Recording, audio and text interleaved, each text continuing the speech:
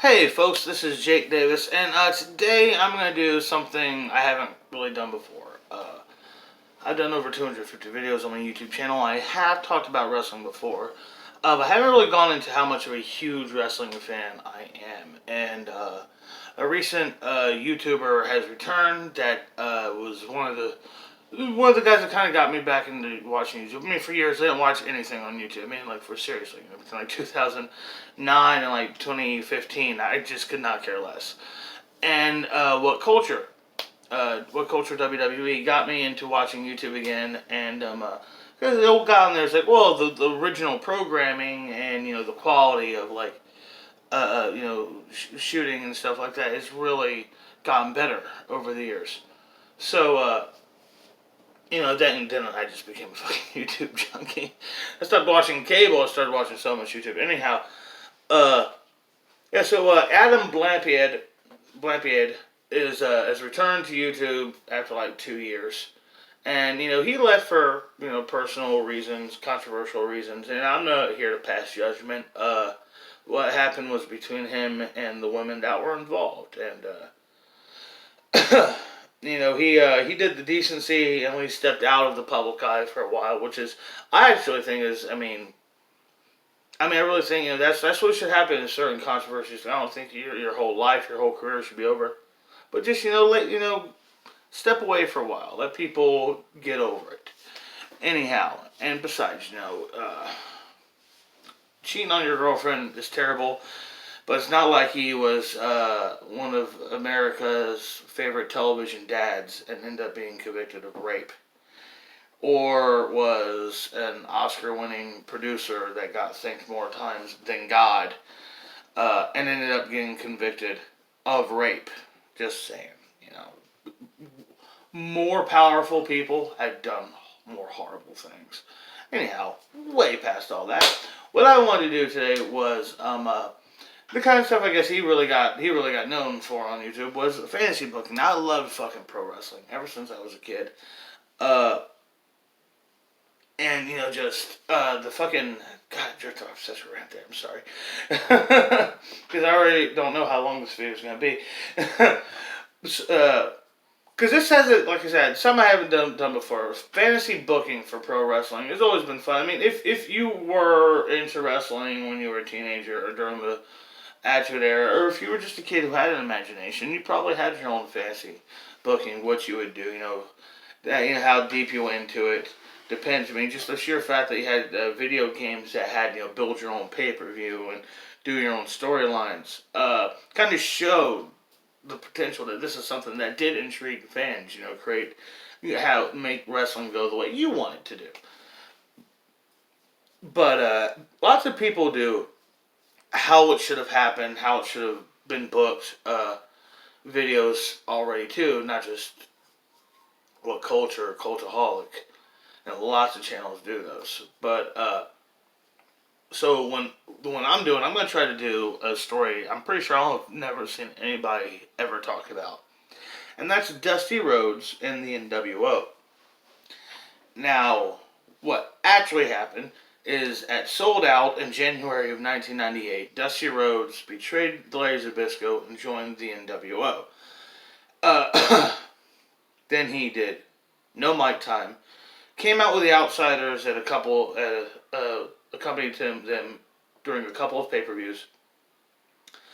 And after the Wolfpack kind of broke out and that brand distinction happened, he finally came out in like early May or late April, cut one promo, talked about that everybody here is sitting at the table that Dusty Rhodes set for you, baby. And then he was just gone. Now, Dusty Rhodes joining the NWO was just money left on the table, in my opinion. Let me get this out. My cousin just texted me. I ain't heard from him in about a year, man. I love that motherfucker.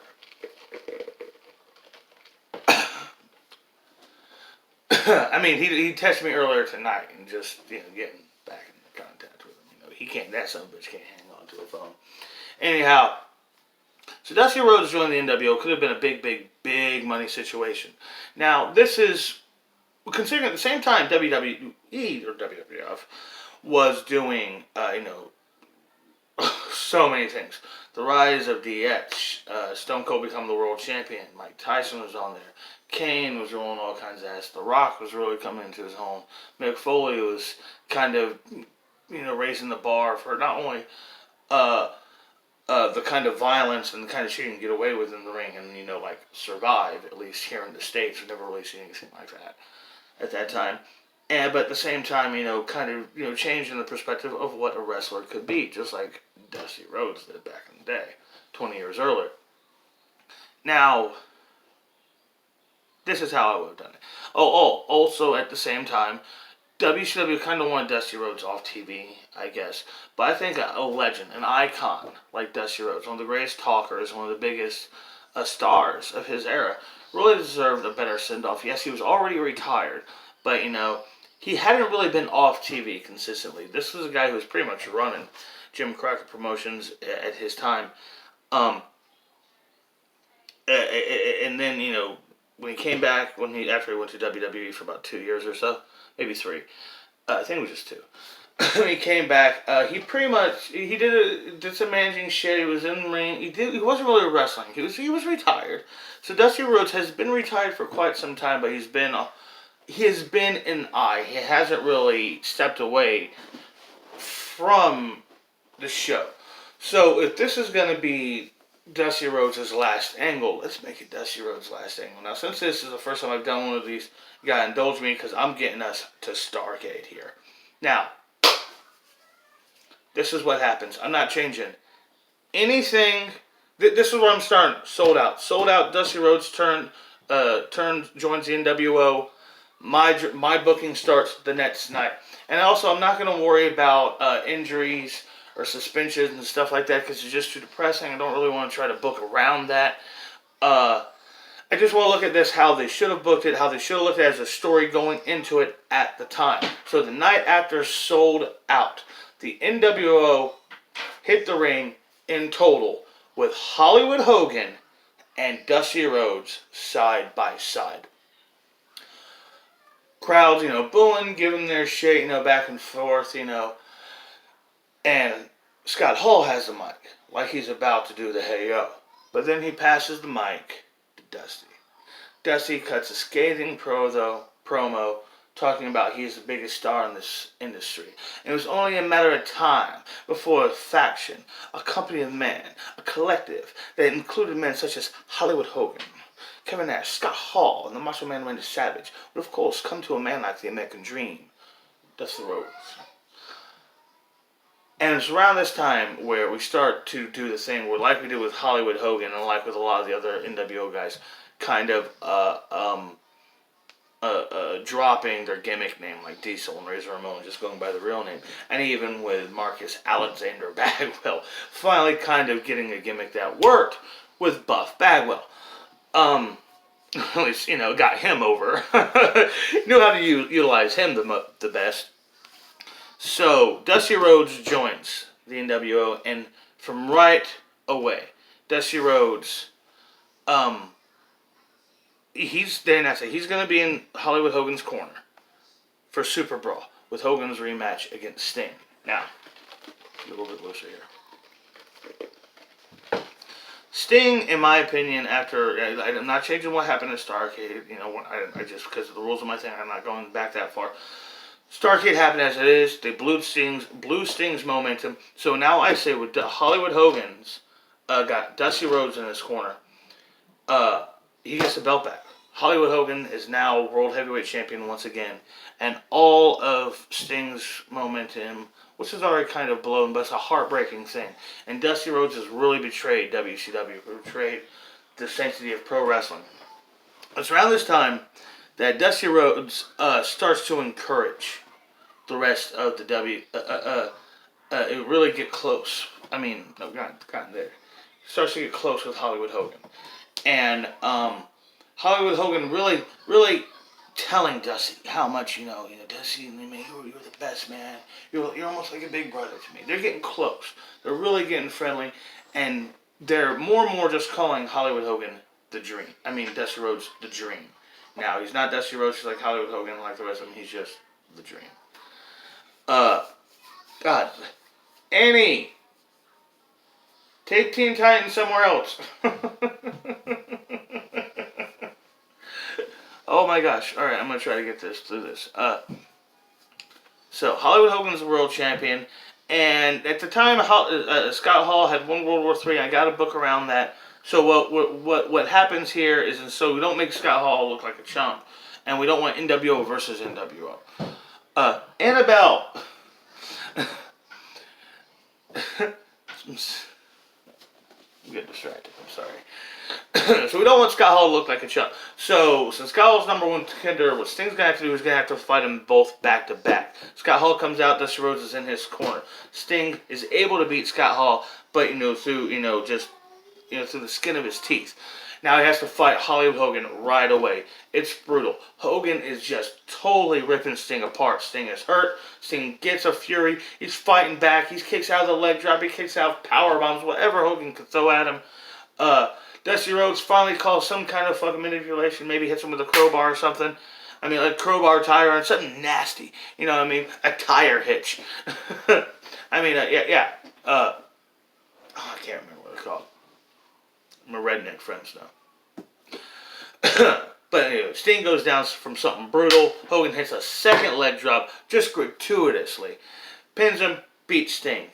Where does Sting go from here? Just to kind of Sting gets his heat. Well, he is going to be feuding with Bret Hart.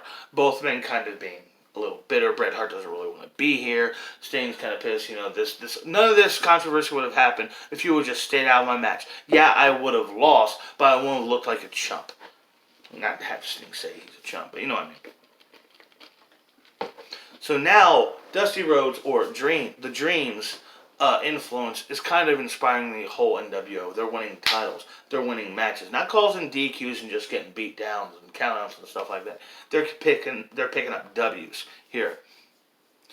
And Hogan's aside, Dream's in his corner. Dream's is his man. Now, he wants the Dream with him at all times. And like I said, they're becoming very, very close. Almost like brothers, like Batman and Robin, but they're evil. The opponents start to rack up. He's going to fight. Roddy Piper comes back like he did. And Roddy Piper's going to fight Hollywood Hogan at Spring Stampede. Hollywood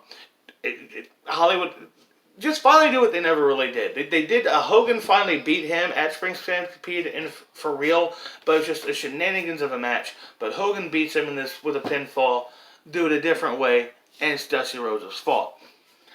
Slamboree, Ric Flair, who doesn't get suspended over bullshit reasons in our universe. Ric Flair is now going to fight Hollywood Hogan in Spring Stampede, and Flair and Dusty's rivalry kind of overshadow everything. Almost overshadowing Hogan and the belt. And Hogan doesn't quite like that. Hogan's never really been the third wheel in anything, ever. And he doesn't like it, especially since he's champ. Anyhow, go home show of Nitro. Dusty's going to Slamboree. Dusty's cutting. He's nasty. Him in the ring with just a handful of the NWO. And he's talking about how the Four Horsemen were never nothing. He ripped the Four Horsemen apart. They're a bunch of chumps. They were primordial ooze compared to the evolutionary perfection of the NWO. There's never been a more dominant, never been a more loyal, never been a more unified collective in the history of professional wrestling. And he names down the guys in the ring. Look at this. It's the American Dream. It's Hollywood Hogan. It's the Outsiders Baby. It's the Giant. It's Scott Steiner. And it's Kurt Hennig. The important point is, while he's doing this, Eric Bischoff isn't in the ring. He's backstage doing something. And he says, these are the Magnificent Seven, the most powerful men in professional wrestling. And Hollywood Hogan repeats, that's right, brother. You got it right. This is the Magnificent Seven, the most powerful men in professional history, brother. In professional wrestling. And now Dusty Rhodes has unknowingly insulted Eric Bischoff. Bischoff, he's going to go lay some plots.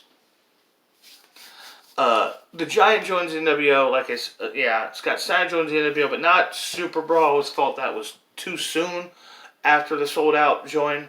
Heel turn. So he turns on Rick Steiner at say Spring Stampede. Hell, you could do a whole fucking how they should have booked the Steiner brothers feud. That's a whole different video there, man. Hell, somebody else should do that one though. Now I'll probably get to it. Anyhow, so Hogan beats Ric Flair at Slamboree because of Dusty again. Around this time, there's also something else going on at this time. Oh yeah, I probably didn't point this out, but no Wolfpack. You see, because the NWO needed a shot in the arm, yeah. But the shot in the arm was already there. It was Dusty Rhodes joined the NWO. We didn't need to have a babyface faction of the NWO. That kind of ruined the NWO, especially since Sting joined them. Anyhow, around this time, after Slamboree, Bret Hart has been just racking up victories. He's the only guy in the WCW that's been picking up consistent victories over the NWO. I mean, he's beaten Conan and Scott Norton and Buff Bagwell, and he's getting to the more higher tier guys. He's beaten Randy Savage. He's beaten Kurt Hennig. He's beaten Scott Hall and Kevin Nash. He's going for Hogan. So now the match is booked at the Great American Bash, the Dream match. And yes, I know Hogan would have never agreed to fight Bret Hart, but come on, let me fantasize. Great American Bash is going to be Hollywood Hogan with the Dream defending against Bret the Hitman Hart. And it's important to point out that in my mind, Bret Hart is kind of going this very similar to the way Stone Cold Steve Austin was being played about a year earlier. He doesn't really want to be there. He's very bitter. He doesn't trust or like anybody at this point, but he figures since he's here, he's an athlete, he's a competitor, he's going to be the champion. It's not about Hulk Hogan screwing him over 5 years earlier. It's not about any of that. It's about Hogan's a champion and I'm coming for the belt. That's all it is for Bret right now. It's tunnel vision. It's predatory.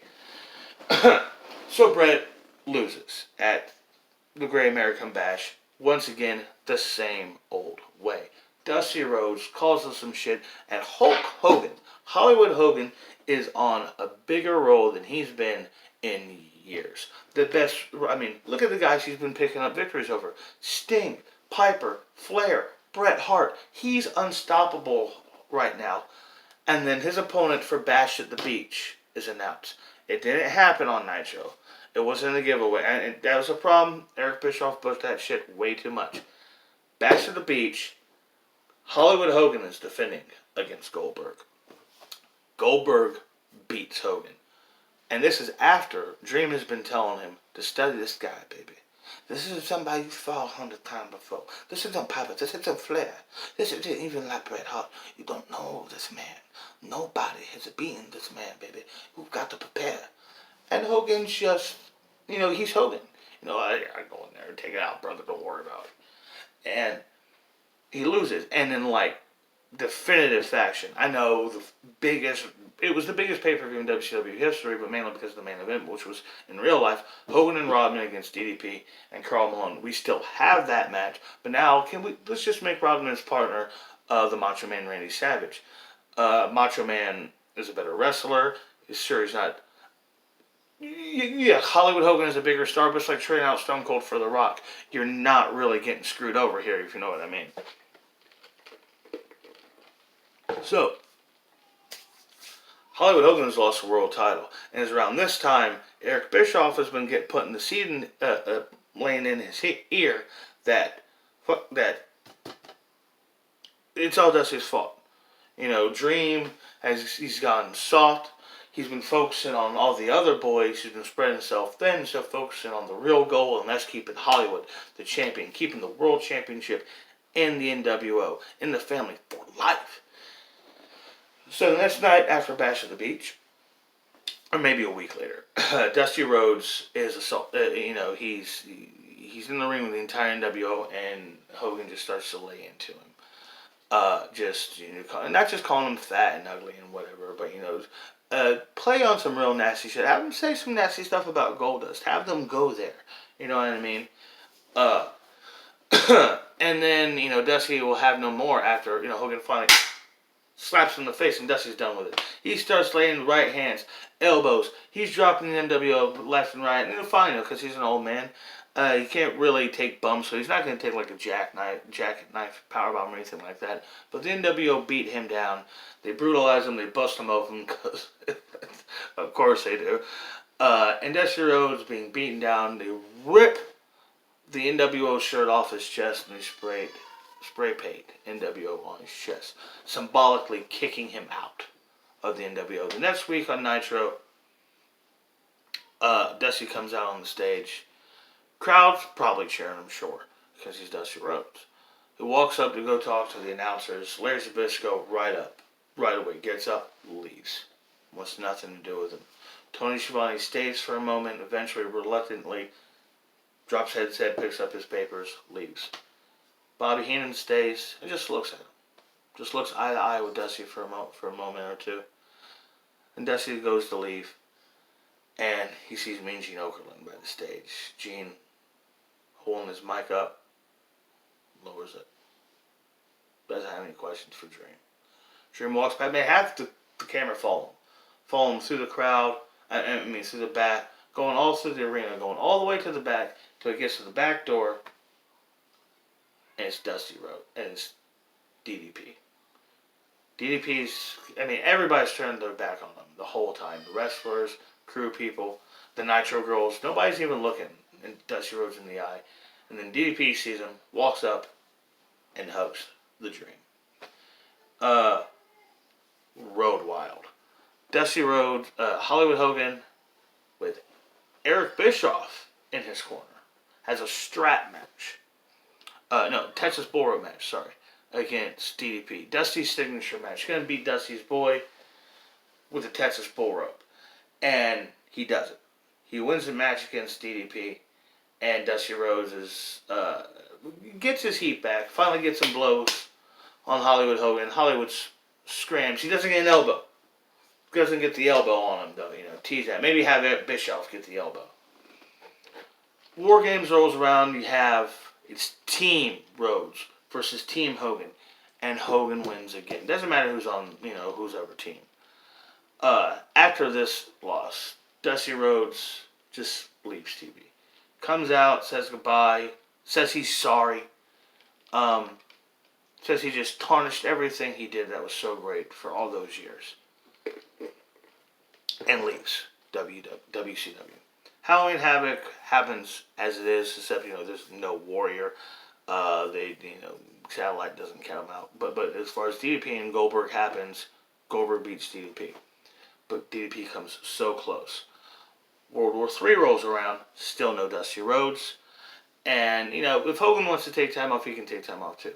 But the important thing that happens at World War III is that the NWO target, holding him dead because he was Dusty's boy, goes straight after DDP and costs him the World War III, even though he's dominating in the match. The NWO work together, eliminate him. Kevin Nash eventually wins. Maybe Sting's the last guy. Maybe Bret Hart. But Kevin Nash does win and does fight Goldberg at Starrcade, but he loses. The night after World War III, Hollywood Hogan comes back in grand fashion, talking about, Jesse Ventura won. Governor doesn't matter. I'm still the biggest thing in this business, and I will always be the biggest thing in this business. And Dusty Rhodes comes out and he says, I've been waiting for this time of the year for you. It's Thanksgiving. Christmas is around the corner with Starrcade. And I have one thing to be grateful for in this business. And that is this business. Me and you could both claim we're the biggest stars of all time. Could both claim we're the biggest stars of our eras. We're probably both right. But there's only one way to settle it. Me and you at Starrcade. And Hogan laughs. Of course. Absolutely. I'll tear you apart. You're an old man. You can't work anymore. And he says, I'm not working alone. And DDP walks out with him. DDP, Dusty Rhodes, is going to take on Hollywood Hogan and the partner of his choice, who is Scott Hall at Starrcade. So Starrcade will go, Goldberg beats Kevin Nash. And the semi-main event, Hollywood Hogan and Scott Hall versus American Dream Dusty Rhodes and Diamond Dallas Page. The match would end with Hollywood Hogan with DDP getting a diamond cutter on Hollywood Hogan and Dusty Rhodes pinning him. And that's how my story would end. Dusty would say his goodbye, everybody come out and hug him, and he'd shake hands with Ric Flair. They don't fucking hug. They're lucky they shake hands. They hate each other. But maybe even with Zbyszko. The point is, I had a lot of things I wanted to say. A lot of things I just wanted to run through this. And I got through this still for 25 minutes. I'm so sorry. I was going to go 40. But if I do another one of these, it won't be so long, so indulgent. But the point is that Dusty Rhodes could have, joining the NWO, could have, it was what they needed to make the NWO interesting again. The Wolfpack was just a merchandise opportunity. Just new theme music, new t-shirts. It was just lame. And, 1998 was my favorite year of wrestling as a kid. I get really nostalgic for that. But there was a lot of stuff about that year that just, in WCW, that kind of sucked. And, having the world title be an afterthought in almost every pay-per-view main event sucked. The Warrior, just Warrior he wouldn't have come back at all. He wasn't in any shape. And I didn't even mention the fact that, Jim Neidhart and the British Bulldog, they didn't get treated right. They could have taken advantage of those guys. But, my point is, Dusty Rhodes and the NWO. Dusty Rhodes with Hollywood Hogan. It could have been a great story, a great triumph, a great real goodbye to Dusty. And since he wasn't really an active wrestler anymore, and because Hulk Hogan, didn't really have anything to do. You can even have Dusty pinning a Hall if you wanted to. And I know Scott Hall had his abusive issues, and Randy Savage got injured, but those were sad. You could bring Scott Steiner, I don't care. But Dusty deserved better as a wrestler and a star, just to be turned heel, just to be written off television. It was disrespectful. And yeah, he popped up in ECW a couple years later, had a hellacious match with Steve Corino. He did his shit with TNA in the mid-2000s. And he did that kind of terrific run with his boys against the Shield. But that was their chance to have a real final great moment for Dusty Rhodes. And I probably just repeated that. Anyhow, I want to do something other people haven't talked about, so it would really come off as my personal idea. It's not like I'm, fucking spitting it out the same shit you hear all the marks say. Anyhow, sorry this went so long. Sorry this was so weird, and I really hope you enjoyed it and want to see more. This was Booker Mode. I'm Jake Davis. I'll catch you on the fly.